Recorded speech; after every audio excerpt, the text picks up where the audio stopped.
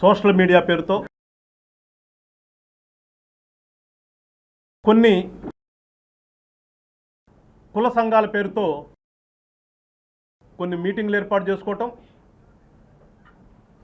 అట్లానే ఈ రావణ అనే వ్యక్తి ఒక అతను ప్రశ్న రావణని ఒక యూట్యూబ్ నడుపుతూ అతని ఇష్టానుసారంగా మాట్లాడతాం. ఇవన్నీ గత కొంతకాలం నుంచి జరుగుతున్నాయి.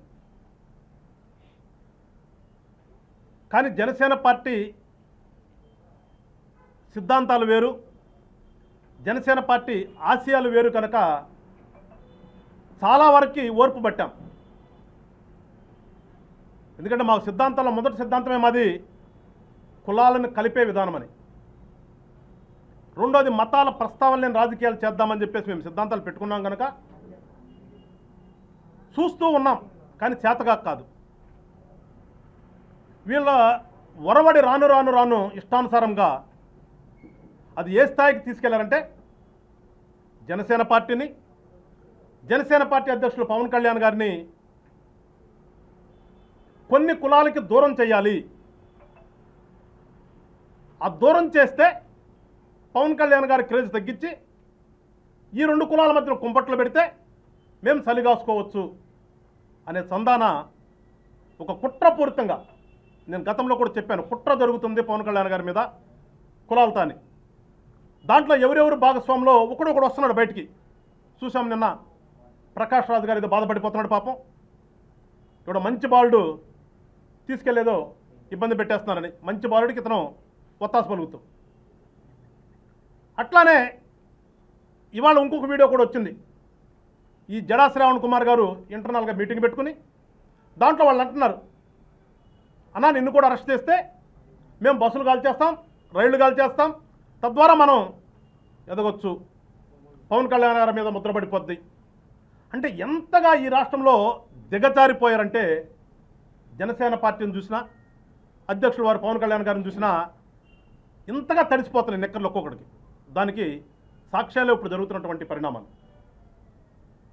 కానీ జనసేన పార్టీ అనేది ఒక నిబద్ధతతో ఈ రాష్ట్రంలో రాజకీయాల్లో మార్పు తీసుకొద్దామని చెప్పేసి ప్రయాణం చేస్తున్నాం కనుక మేము వీటన్నిటిని కూడా పక్కన పెట్టి మా ఆశయాలకు అనుగుణంగా ముందుకెళ్తూ ఉన్నాం.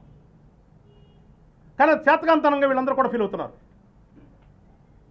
చేతగానితనమో చేత అయిన తనమో ఈ రాష్ట్రంలో ప్రతి ఒక్కరు తెలుసు జనసేన పార్టీ ఏంటో.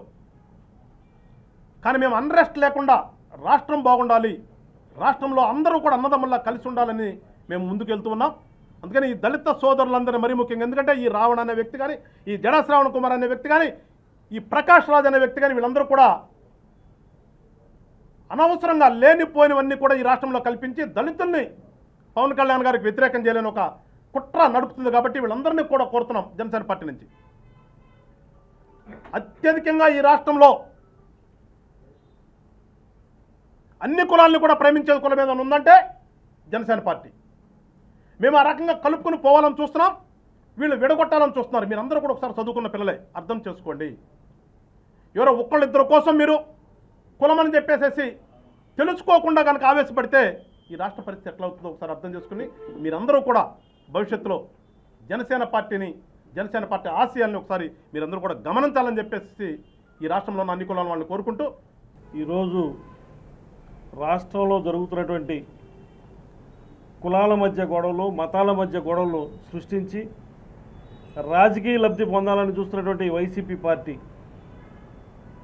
కొంతమందికి డబ్బు ఇచ్చి కొంతమందిని వేరే రంగం ప్రలోభపెట్టి ముఖ్యంగా జనసేన పార్టీ అధ్యక్షులు పవన్ కళ్యాణ్ గారి మీద అసత్య ఆరోపణలు చేస్తూ ఈ పార్టీని ఏదో రకంగా ప్రజల మధ్యలో చెడు స్వభావం కలిగే విధంగా చూపించాలని ప్రయత్నం చేస్తున్నటువంటి వైసీపీ నాయకులందరూ కూడా ఒకటే చెప్తా ఉన్నాం.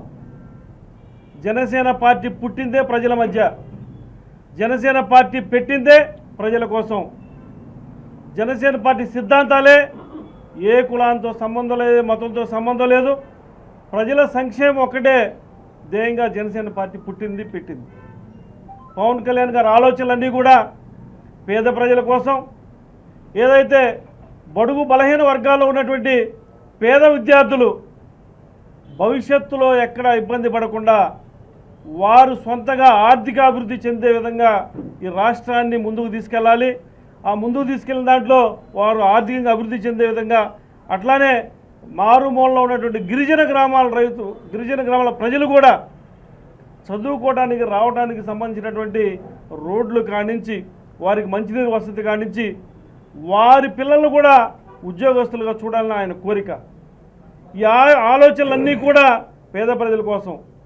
కానీ ఈ వైసీపీ వాళ్ళు, ఈ జనసేన పార్టీ ఈ విధంగా ప్రజల మధ్యకి వెళ్తూ ఉంటే భవిష్యత్తులో ఈ 11 సీట్లు కూడా రావు. మన భవిష్యత్తు జనసేన పార్టీ తొక్కేస్తూ ఉంది, ప్రజల మధ్యలో లేకుండా చేస్తూ ఉందని కుట్రపూరితంగా జగన్మోహన్ రెడ్డి చేసినట్టు కుట్రలే ఈరోజు సోషల్ మీడియాలో వస్తున్నటువంటి వార్తలు. వాటిని తీవ్రంగా ఖండిస్తూ ఉన్నాం. ఎవరైనా కూడా జనసేన పార్టీపై బురద జల్లాలని ప్రయత్నం చేస్తే జన సైనికులు, వీర మహిళలు ఊరుకోరు. భవిష్యత్తులో మేము చెప్తా ఉన్నాం, ఎక్కడికక్కడ మిమ్మల్ని కట్టడి చేసే కార్యక్రమాన్ని మేము చేపడతాం. ఇక భవిష్యత్తులో మీరు ఎక్కడా కూడా సోషల్ మీడియాలో మాట్లాడకుండా చేసేటువంటి కార్యక్రమాన్ని మేము కూడా స్వయంగా చేపడతామని చెప్పి హెచ్చరిస్తాం.